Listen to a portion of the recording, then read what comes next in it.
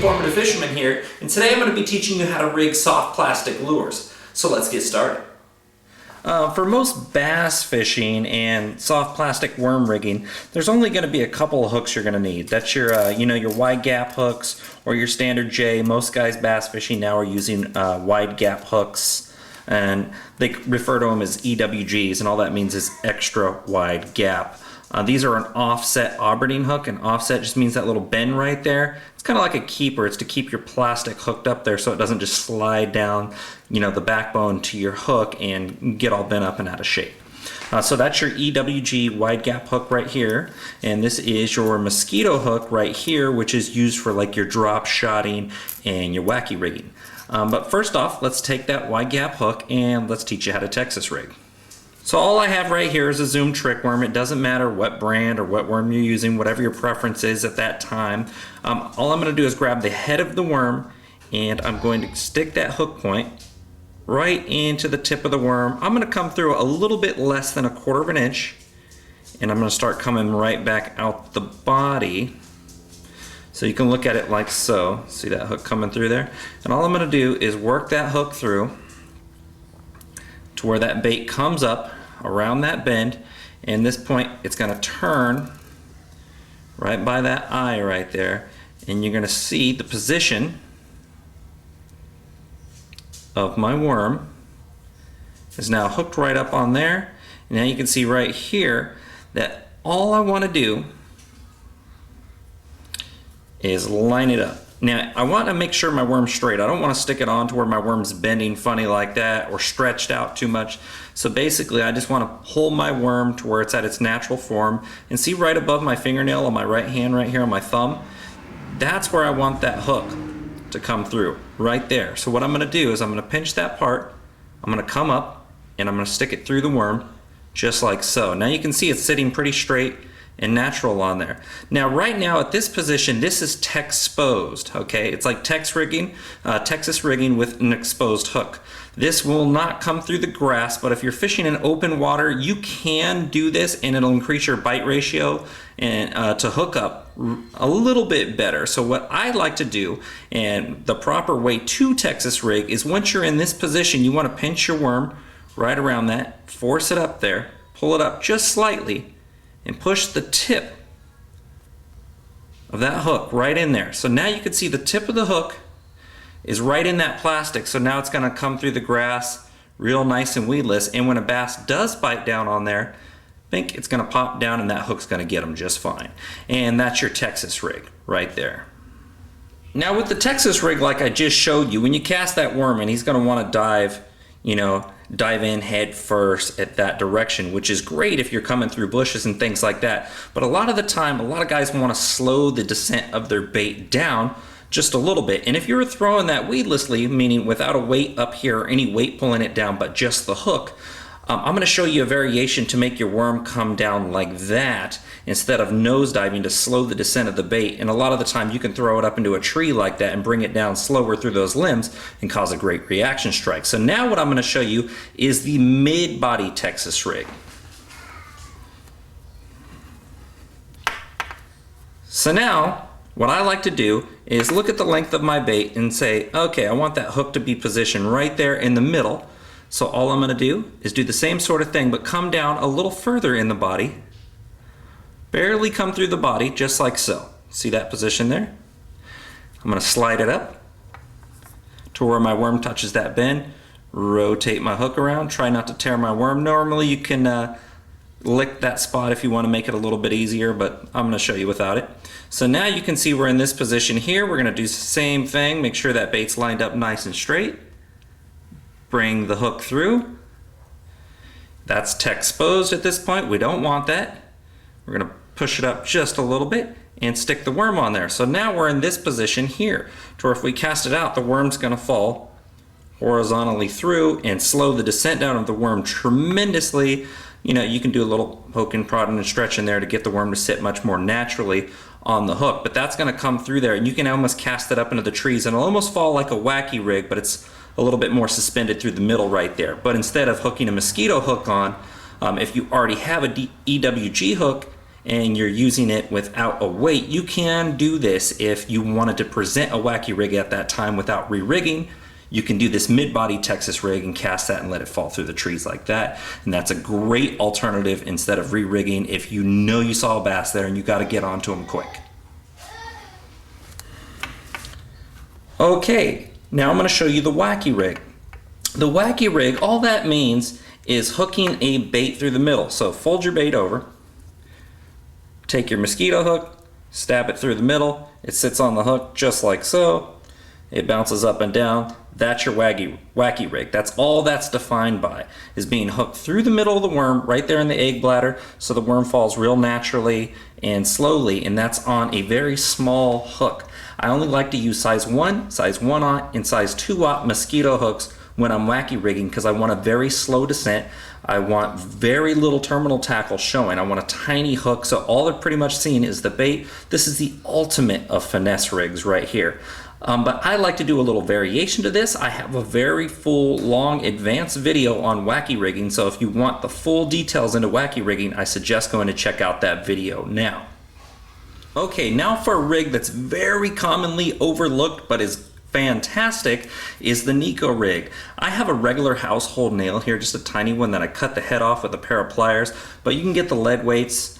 They just get a little bit more expensive, and I actually prefer using household nails strictly because of different diameter, so I can use them for, you know, different size baits.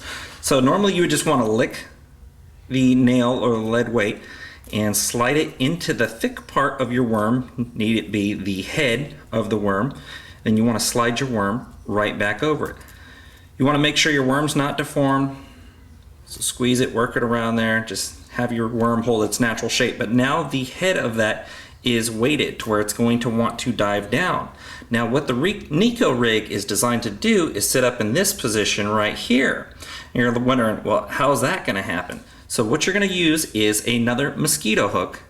You're going to go to the back side of your bait here, the skinny end. So the big end's got that nail in it. You're going to go to the skinny end, and you're going to go down, not on the head, but right in the back, and you're going to just go in just a little bit past the barb, and you're going to bring it out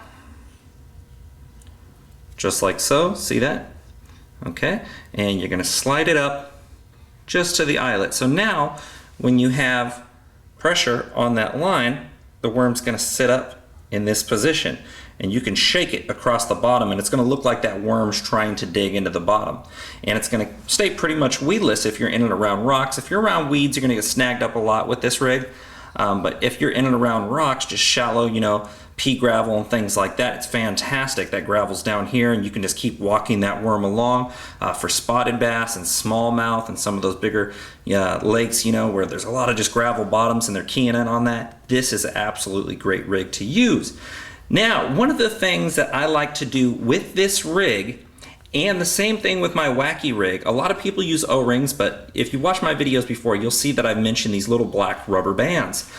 Now, the great thing about these black rubber bands is you can slide them up around your worm and the hook.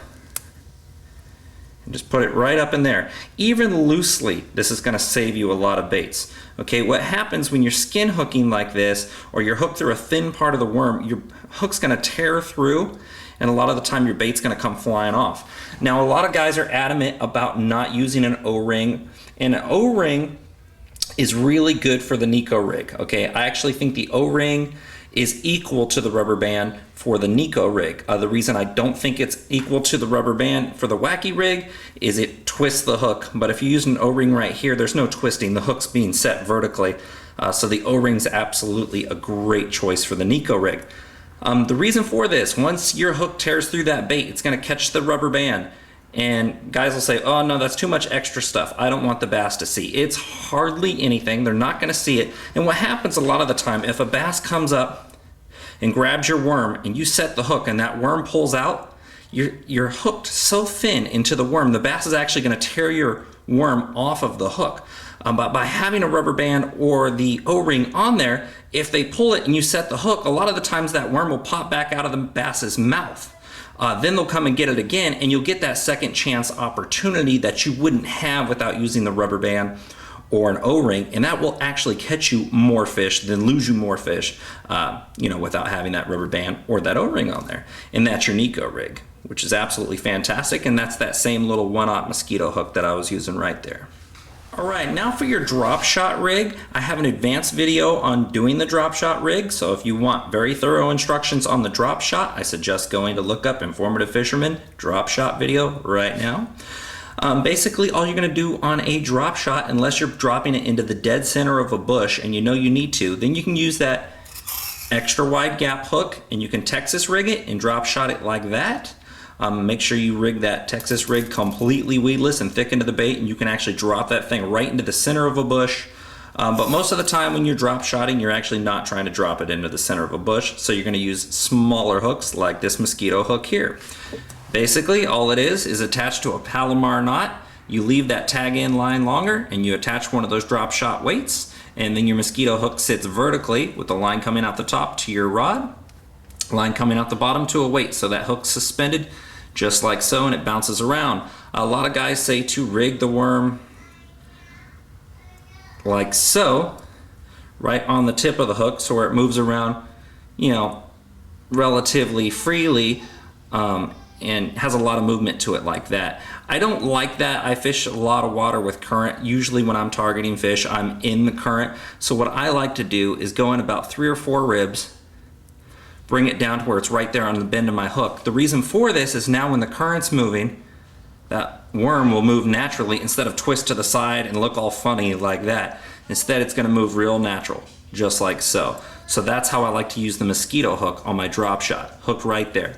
Now, I'm not saying this is 100% fail proof and this is the way you have to do it each and every time. If you have a specific way that you like doing it, go ahead and do so. This is merely what I suggest doing. Okay, now for your Carolina rig. All a Carolina rig is a Texas rig worm, like so, with a leader, which is just your line, going up to a barrel swivel. From there, you take that free line, you hook on an egg weight, you slide that up your line, then you grab a bead, you slide that up your line, and then you tie onto the other end of that barrel swivel. So now you have your Texas rig worm, your line going to your barrel swivel, your bead from there, and then your egg weight. Now what that does is when you go and you jerk it a little bit across the bottom, it makes that little tick, tick, tick, tick, and that worm's just trailing behind, and it helps the bass hone in on it a little bit better. Plus you can use a little heavier egg weight, get a little further cast out there. If you're fishing for bass that are deeper down and you need that more sensitivity, you can get that bigger weight to make sure that it's down there on the bottom. And that's your Carolina rig. And that's rigging soft plastics the right way. I'm Nick the Informative Fisherman, and we'll see you next time. If you like the show, if you like me, and you want to return the favor, check out my foundation. I could really use the help, guys. Best of fishing.